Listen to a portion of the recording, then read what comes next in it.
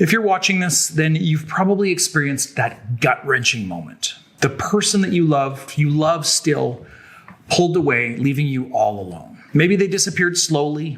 Maybe they just went cold overnight. Maybe they even told you that they need space or they aren't ready for commitment. But however it happened, they ended the relationship either with their actions or their words, and you were left wondering what you did wrong. Were you too needy, too emotional, not enough for them? But here's the reality. You didn't push them away. Their fear did that. Because when it comes to dealing with an avoidant ex, what you're experiencing is not rejection. It's a defense mechanism. So today I'm going to explain why they ran and what you can do to get them back for good.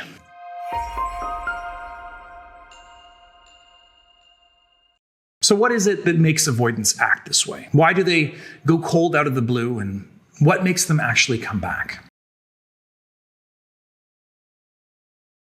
People with avoidant attachment styles are hardwired to fear closeness. Not because they don't care or because they don't love. They pull away because intimacy triggers their biggest fear, losing control. See, when they were young, avoidants learned that vulnerability usually led to rejection, disappointment, abandonment, or criticism. And they learned that trying to open up and connect with other people really only led to pain. So what did they do? Well, they built emotional walls. And those walls made them feel safe.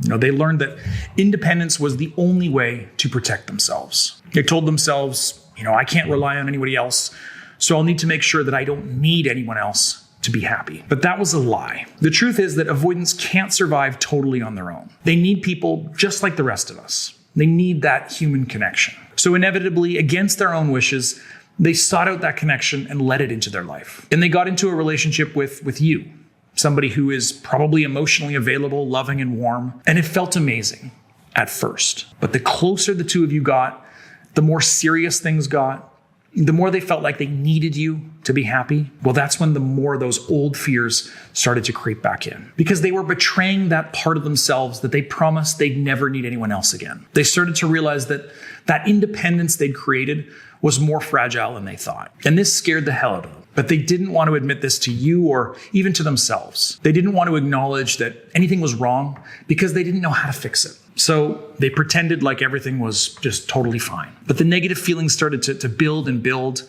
in secret behind those walls of theirs. And eventually, when it became too much to bear, they panicked. And they did the only thing that they know how to do in situations like this. They avoided. They withdrew from you and from the relationship. Now, you probably experienced this as less communication, one-word answers, fewer plans, hot and cold behavior. But when you brought it up, they probably insisted that nothing had changed, that you were overreacting. But then you were proven right when eventually this kind of behavior only got worse over time, leading to, communication breakdown, arguments, and eventually the breakup. And while you surely played a role in this dynamic, it certainly wasn't your fault. It was a defense mechanism that activated because you got closer to them than they expected. And you had no way to know that was going to happen. Now, here's where you may have messed up and fed into this negative cycle. Now, most people fall into this trap because it's the natural response to someone you love pulling away from you. Just like your avoidant ex, you panicked. But instead of this pulling away, you went in the other direction.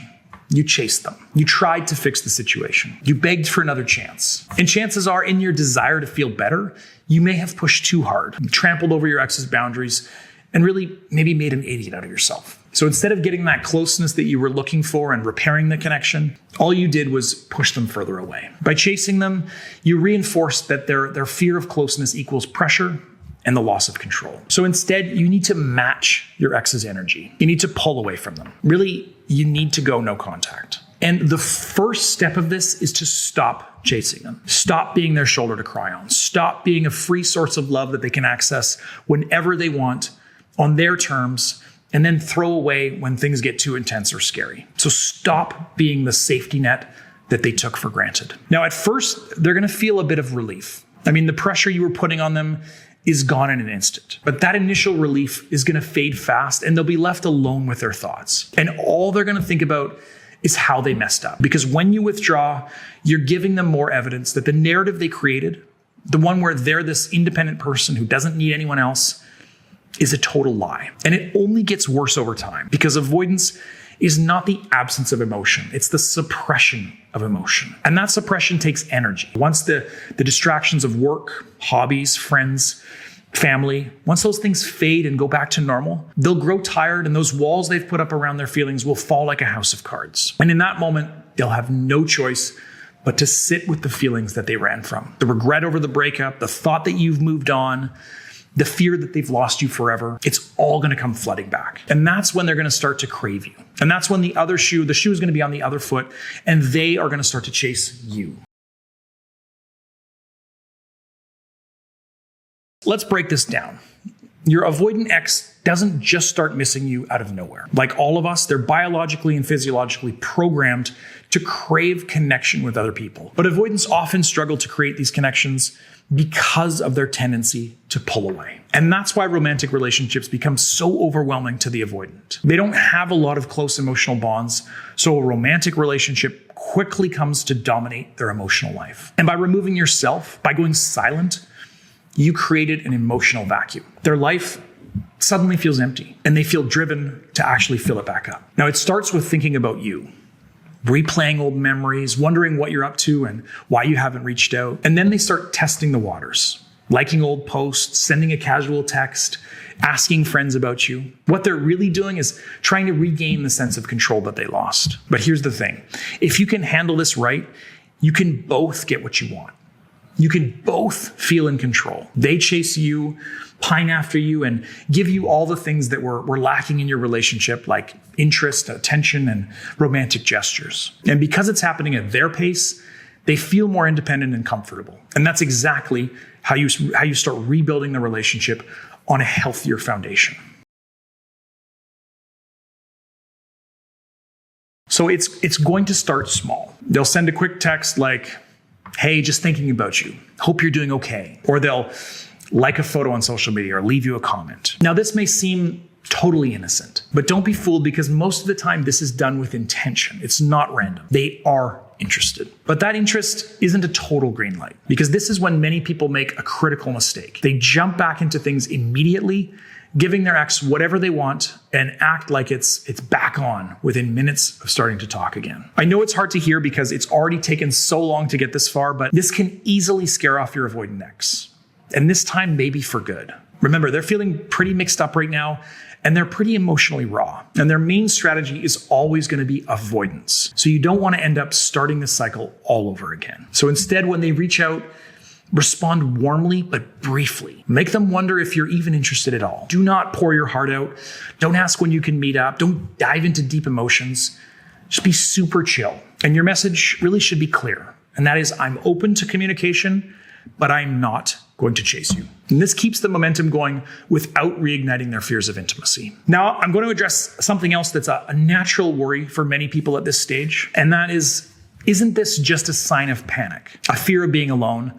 Rather than a genuine desire to get back together? Aren't they chasing because they feel uncomfortable? And doesn't that mean they'll just leave again? Well, here's what you need to understand. For avoidance, chasing is a sign of emotional growth. They hate chasing after an ex like this. It triggers all their fears: vulnerability, rejection, loss of control. So when they reach out, it's not just a fear of loneliness. It's a positive step towards secure, healthy attachment. They're testing really a new belief. Maybe closeness isn't so dangerous after all. Maybe I need to make an effort to overcome my fears if I want to be with someone that I love. And that's why this phase is so critical. If you handle it right and you can guide the relationship into a more secure, balanced dynamic. But if you handle it wrong by chasing or rushing things, then you risk restarting the push-pull cycle. So with that in mind, here's the game plan for when your ex starts to show signs of interest. Number one is to stay calm and confident. You've already proven that you can handle distance, right? So show that you can also handle reconnection without anxiety. And number two is to be warm, but maintain your boundaries. So welcome them back, but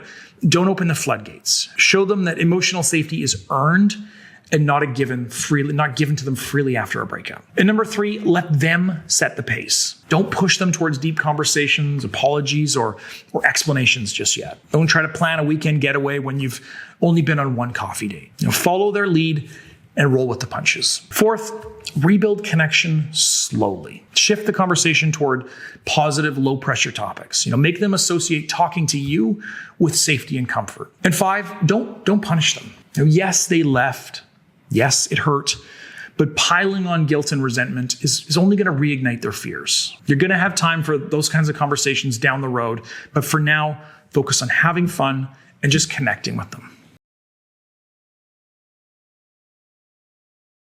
Now, if you follow this strategy, something amazing usually happens. Their initial testing the waters contact is going to become more consistent outreach. You'll receive more frequent texts, calls, invitations to meet up. And eventually, they'll start conversations that are actually about the relationship. They might say things like, I've been thinking a lot about us, or I missed what we had, or even maybe I realize I messed up. And this is the emotional reconnection phase where you start to build something more solid and less reactive. It's when their fear of closeness gets replaced by fear of losing you. And that's the motivation that avoidants need to truly commit. Your only role during this time is to just stay the course. Now, you don't want to be passive, but you do want to be solid and dependable. So here's a little method that I tell my clients to use during this kind of time. And that is, let your ex feel like they're winning you back. Now, this fulfills two important needs for avoidance. They regain a sense of control, and they feel emotionally rewarded for facing their fears. So as you rebuild the connection,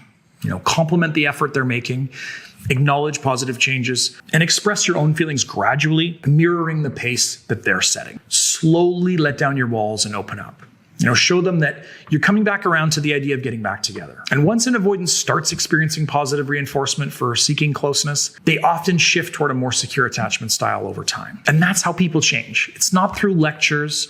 It's not through pressure. It's through positive experience. And these positive, safe feelings are what cements lasting change. So as you sit in no contact right now, wondering if they'll ever come back, I need you to know this. If they loved you before, that love didn't vanish. It's waiting beneath the surface. And every day that passes in silence is pulling it closer to the surface. It's making them ask the question, do I stay all alone, or do I actually face my fears and fight for what I want? And when they're finally able to make the right choice, you'll be ready. Not just to take them back, but to build a relationship that's healthier, happier, and stronger than before. All right, folks, that brings us to the end of another video. Please remember to go to breakupbrad.com/quiz right now to try out my free quiz and find out where you actually stand with your ex. And also, please don't forget to like this video and subscribe if it helped you out. And of course, leave a comment or a question if you have any feedback. Thank you so much for watching all the way to the end. See you next time.